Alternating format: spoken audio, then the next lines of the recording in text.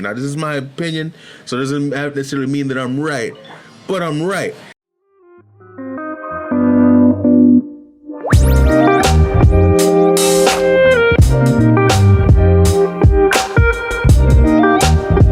What's going on, YouTube? Legend here once again. This time at you again with some more Genshin Impact. That's right, Genshin Impact. I actually wanted to talk to you guys a little bit about what my plans are for 2.5 and how I'm preparing for the future patches and everything like that. I figured I would make this video because I feel like a lot of people are always asking, who should I pull for? What should I do? This and that, so on and so forth. And a lot of times people aren't really prepared for what's coming next. So I figured I would sit down and tell you guys what I plan on doing, and hopefully that gives you an idea of what you should do for this next patch and upcoming patches, all right? First thing I'm doing, I'm summoning for YAE, right? Why am I summoning for YAE? Well, honestly, when it comes to DPSs, I have a lot of DPSs, right? I don't really need any more. My main goal is to basically get a DPS for every single element. And then whoever I just like, period, you know? And YAE, I just really like, that's mainly why I'm getting her. Plus I wanted sub DPS. I think Sarah and Raiden are good, but I don't like how much Sarah plays that much, so I'm gonna try and see if YAE can kind of take that spot, or if I can just get a really strong taser comfort child, right? So that's why I'm summoning for YAE, right? So there's a few reasons right there.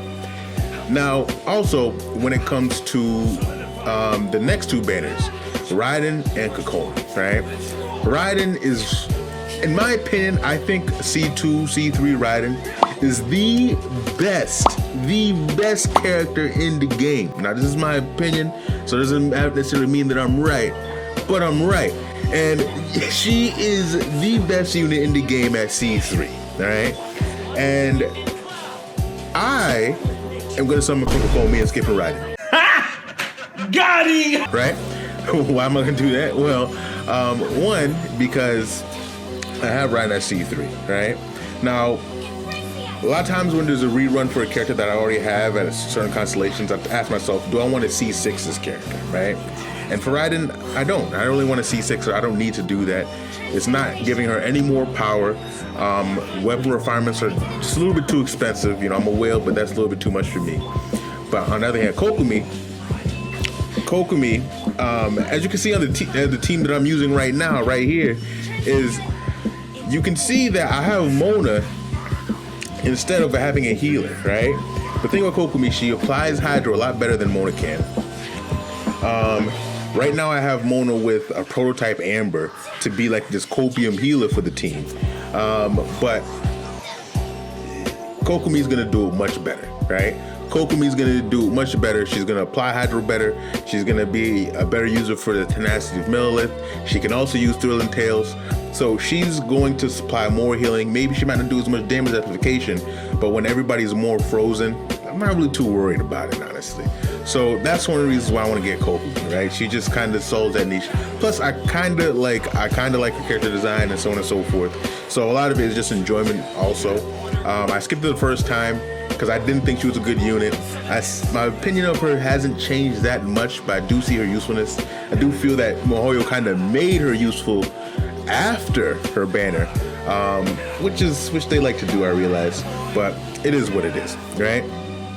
But I'm summoning for KOKOMI, I'm skipping Raiden, and that's the reason why, honestly. So that's the thing. What should you do when it comes to that? Well, I mean, Raiden is the more valuable character out of the two, but it just really comes down to what you prefer a lot of the time too, all right? Now, AYATO, right? AYATO is not next patch, she's a patch after. Me, I'm not getting AYATO, right? So I'm not worrying about him, I'm just worrying about these two, right? The reason why is because I have Child. Child is one of my favorite characters to play with, right? Child is very strong. He just takes out mobs and he can deal huge burst damage, right? I don't need another damage dealing Hydro person, right? Now, granted, if I have to just come, like, if I see his kit and he's just super cool and he's great and he's awesome and so forth. I already made a video about him, how I expect him to be just absolutely broken and crazy beyond reason. I'm not getting him because I don't need any more DPSs. I'm not getting a DPS unless they're an element that I don't have or I really, really like them. Because I just don't need to build any more DPSs that I have the element for already. And that's just the thing. So he doesn't really solve any, he doesn't really fill any slots for me. So I'm gonna skip him. If he is in fact a DPS and he's not gonna make my Hu Tao stronger. So that's just it, right? So that's the thing. So I'm skipping him. So I'm not really prepared for him at all during this patch. If I were to, I wouldn't really do too much. Because another thing, this upcoming patch, I'm not using any fragile resin. I'm not using any fragile resin this next patch. Why? Because we're due for a new artifact set, right? What those artifact sets are gonna be, we don't know, right? Yeah, there's rumors that, you know, Zhao might be good with one and the other might be for Ayato. We don't know the exact details of them that much, so I can't really make decisions, say, oh, this is definitely gonna be for Zhao, oh, this is definitely gonna be for so on and so forth. But I'm saving my fragile resin for those future things. And then YAE might get her artifact set at who knows what point, you know? Sumeru should be around the corner. So at this point, I'm saving my fragile resin because there's no new artifact domains coming out. There's not much difference than what I can farm now and farm in next patch. So I'm saving my fragile resin. I'm not touching one of them in 2.5. That's one thing that I think that other people should do. And that's what I recommend, right? Another thing that I'm gonna do is I'm going to start preparing to expect certain people to come back. Who am I expecting to come back? I'm expecting Yomi to come back. I'm expecting Ayaka to come back. I'm expecting Kazuha to come back. I want those characters, right? And I'm expecting to see them again very soon. This isn't like a leak I'm telling you that they're coming in 2.6. No, that's not what I'm doing. I'm just saying that I'm expecting them to come back soon just because of the timeline, right? So I think that they're coming soon and I'm going to start preparing for them.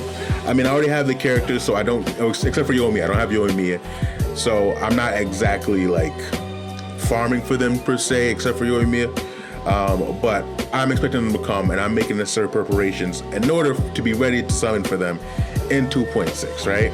And those are the things that I'm just really just preparing for in 2.5. That's what I expect to come, and that's what that's just the ideas that I have.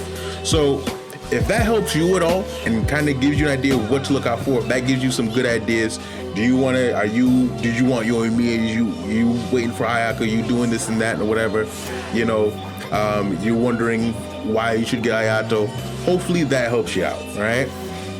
Now, yeah, I figured I'd tell you guys my plan and hopefully that helps you guys out.